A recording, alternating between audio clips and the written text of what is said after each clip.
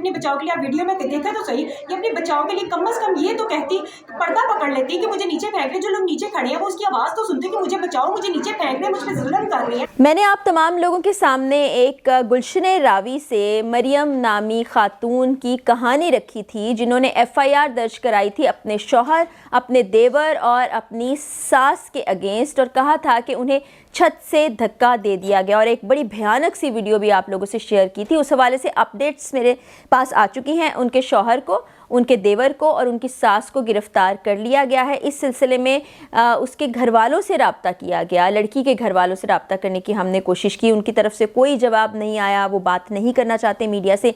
लेकिन जो ससुराल है, यानी इस मरियम नामी खातून की जो नंदे हैं, उनसे गुफ्तगू हुई है, अहले महल्ला से गुफ्तगू हुई है। उन्होंने क्या बात की है वो मैं आज की वीडियो में आपके सामने रखने जा रही हूँ, क्योंकि वही बात है कि एक पहलू तो हम सामने रखते हैं, लेकिन दूसरे पहलू को भी नज़रअंदाज नहीं किया जाना चाहिए। मर्डर को जो वाक़या पेश आया, वो जो लड़की ने जंप किया मरियम, मैं उसकी नंद हूँ और मैं यही कहना चाहूँगी कि ये छलांग उसने खुद लगाई है। वो एक से दो बार भी सुसाइड करने की कोशिश कर चुकी है और इस बात के गवाह सब मोहल्लेदार हैं, सब जानते हैं कि ये सुसाइड कर, इससे पहले भी इसे 2 से 3 बार सुसाइड किया है और हमने इसको बचाया है। पहले भी 1-2 दफ़ा अटेम्प्ट किया, ठीक है, हमने इसको बचाने की तब भी कोशिश की है, तब भी इसको इसी तरह ही बचाया। सिर्फ इसके बचाव की खातिर हम लोग इस चीज़ में अभी तक ये थानों के चरियों में नहीं गए थे कि चले किसी की बेटियाँ जलील ना हो, लेकिन इसको किसी ने धिक्का नहीं दिया, कोई ऐसा नहीं हुआ। अगर इसको धिक्का दिया होता, ये अपने बचाव के लिए, आप वीडियो में देखा तो सही, ये अपने बचाव के लिए कम से कम ये तो कहती, पर्दा पकड़ लेती कि मुझे नीचे फेंक रहे, जो लोग नीचे खड़े हैं वो उसकी आवाज़ तो सुनते कि मुझे बचाओ, मुझे नीचे फेंक रहे, मुझ पर जुल्म कर रही है, कुछ तो बोलती। इस लड़की की कोई आवाज़ नहीं है उस वीडियो में, सिर्फ इसने जब छलांग लगाई है सिर्फ चीख की आवाज़ है, क्योंकि जो आसपास के लोग हैं वो भागे गए हैं, उन्होंने पकड़ा है। कोई किसी के लिए क्यों इतना करेगा? अगर कोई ऐसी बात होती, वो बच्ची नीचे जो छोटी है जो देख रही है, वो भी तो कह सकती है। और भी गली में लोग मौजूद थे, और भी गली में लोग मौजूद थे, वो लोग भी तो भागे आए हैं ना। वो सब इस बात के गवाह हैं कि मेरा जो भाई है और वो तो बेकसूर है, जो बाहर से आ रहा है उसको तो कसूर ही कोई नहीं। आपको तो देख लिया, वो वीडियो में बाहर से आ रहा है, वो तो घर में मौजूद भी नहीं था। और जो मेरी वालदा है वो सीढ़ियों में बैठी में पानी लेने के लिए गई है। और जो दूसरा भाई है, जो उसका शोहर है, जिसके ऊपर इसने इल्जाम लगाया कि वो नशा करता, आप उसकी रिपोर्ट करवाएं, उसका आप बैकग्राउंड चेक कर लें, वो कभी इस तरह की कोई हरकत कर ही नहीं सकता है। और उसके गिरने का जो वो कह रही है कि आप वीडियो में देख सकते हैं कि अगर धक्का दिया जाए तो वो मुंह के बल गिरती है, किसी मतलब अपने वजन पर गिरती है, वो सीधे पाँव के मतलब बल गिरी है।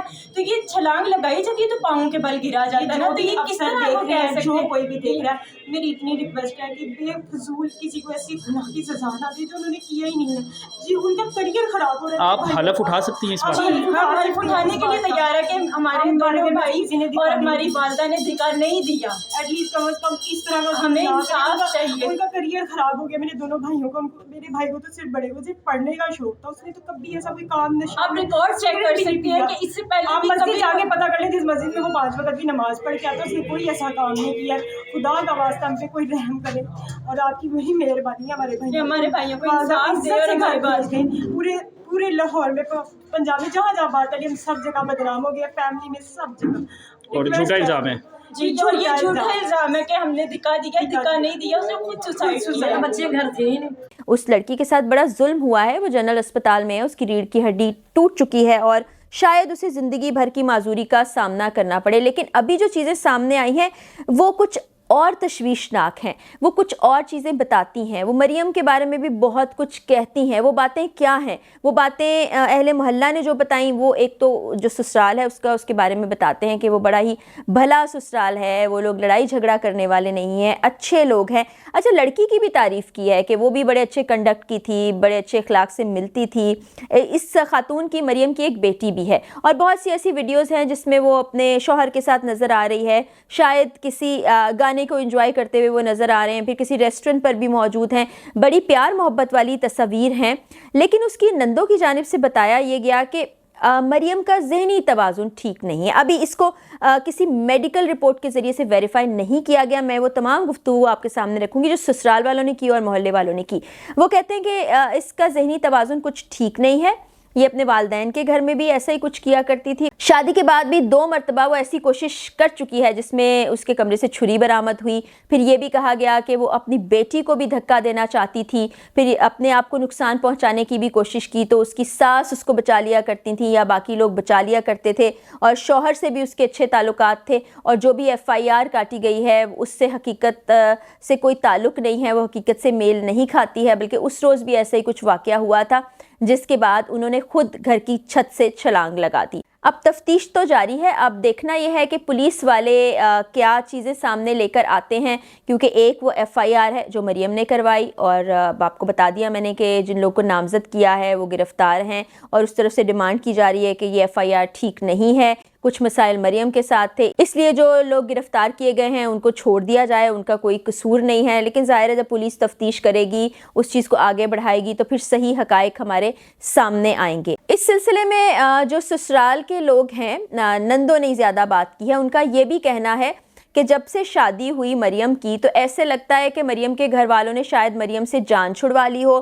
मरियम अपने घर नहीं जाती है या घर वाले उससे मिलना नहीं चाहते हैं। अगर कभी हमने शिकायत भी की है, उसके बिहेवियर की कंप्लेन भी की है, तो उसके घर वाले कहते हैं कि हमें कोई फ़र्क नहीं पड़ता, वो जान से जाती है तो चली जाए, उसको कोई नुकसान पहुंचता है तो पहुंचता रहे। तो ये स्टैंस भी लिया गया उसके ससुराल की जानिब से कि उसके घर वालों ने जान छुड़ाने के लिए शादी कर दी थी, अब वो एक तरह से हमारे घर आ गई है, अब हमें समझ नहीं आता कि इस तमाम तर सूरत हाल से हम किस तरह से निपटें। कुछ और चीज़ें भी ऐसी हैं जो मुझे ख़ुद को नहीं लग रहा कि ठीक बताई गई हैं, क्योंकि ये शायबा मौजूद हो सकता है जो जहनी हालत की वो बात बता रहे हैं, लेकिन ऐसा कोई प्रूफ सामने नहीं आया है कि उसको हॉस्पिटल ले जाया गया हो या उसका कोई इलाज मालजा कराया गया हो। अभी भी मुल्ज़िमान पुलिस कस्टडी में मौजूद हैं और वो लड़की अस्पताल में मौजूद है, तो उसके टेस्ट हो सकते हैं जिसके ज़रिए से ये मालूम हो जाए कि उसकी सेहत कैसी है या उसकी ज़हनी सेहत कैसी है। और बाज़ औक़ात जब हम इस तरह की स्टोरीज़ कवर करते हैं तो ये वाला इल्ज़ाम सबसे पहले लगा दिया जाता है या ये वाली तौजीह सबसे पहले पेश कर दी जाती है कि जो खातून है उनकी ज़हनी हालत या ज़हनी सेहत ठीक नहीं थी, तो हम उस पर यकीन नहीं कर सकते।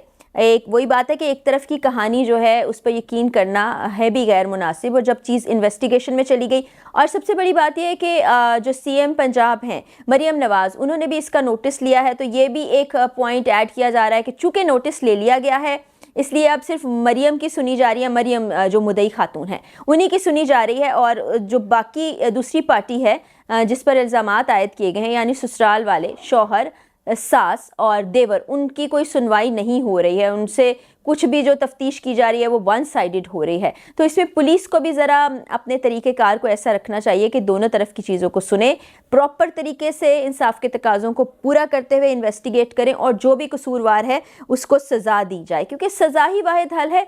सज़ा अगर नहीं मिलती तो फिर इस तरह के केसेस सामने आते रहते हैं, इस तरह की चीज़ें सामने आती रहती हैं। बहरहाल मेरा स्टैंड तो बड़ा क्लियर है, जो पहले भी मैं वीडियोस के ज़रिए से आपके सामने रखती रहती हूँ कि देखिए तशद्दुद किसी सूरत काबिल बर्दाश्त नहीं है। इस तरह की मार पीट और खुदा न खास्ता जान लेने की कोशिश ये भी काबिल मज़म्मत भी है और नाकाबिल बर्दाश्त भी है, इस पर आवाज़ उठानी चाहिए। हाँ, अगर दूसरी तरफ की कोई कहानी है वो भी जल्द सामने आ जाएगी, इसलिए अभी यकीन से कुछ कहना या कोई एक हतमी राय कायम कर लेना काफ़ी नहीं है। लेकिन इस पर आपको पता है कवानीन भी मौजूद हैं, बिल भी पास हो चुके हैं, लेकिन फिर भी बाज़ औक़ात ख़वातीन भी चुप हो जाती हैं या अहले मोहल्ला या घर वाले, ससुराल वाले चीज़ों को दबा भी लेते हैं। और अगर आप बात करते हैं मेंटल हेल्थ की, ज़हनी सेहत की, तो मेरा ख्याल है अगर ऐसी कोई चीज़ होती है आपके घर के किसी भी फ़र्द में, चाहे वो खातून हो, चाहे वो मर्द हो, चाहे वो बच्चा हो, तो फ़ौरी तौर पर उसको फिर हस्पताल ले जाना चाहिए, उसका इलाज कराना चाहिए, ना कि ये आप इंतज़ार करें कि वो कोई आखिरी कदम उठा ले,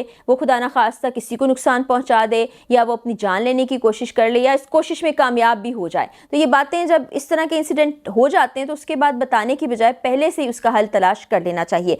अभी ये इन्वेस्टिगेशन में है, पुलिस ने कुछ ज़्यादा बताया नहीं, क्योंकि वही बात है कि एक ऐसा केस जिस पर हुकूमत ने नोटिस लिया हो तो उस पर ज़्यादा तफसीलात हमारे सामने आती नहीं, लेकिन हम कोशिश करें जो भी तफसीलात सामने आएंगी वो आपके सामने ज़रूर रखूँगी। आपने भी बताना है आपकी राय क्या है, कॉमेंट सेक्शन में आप बताइएगा। इजाज़त दीजिए, अल्लाह हाफ़िज़।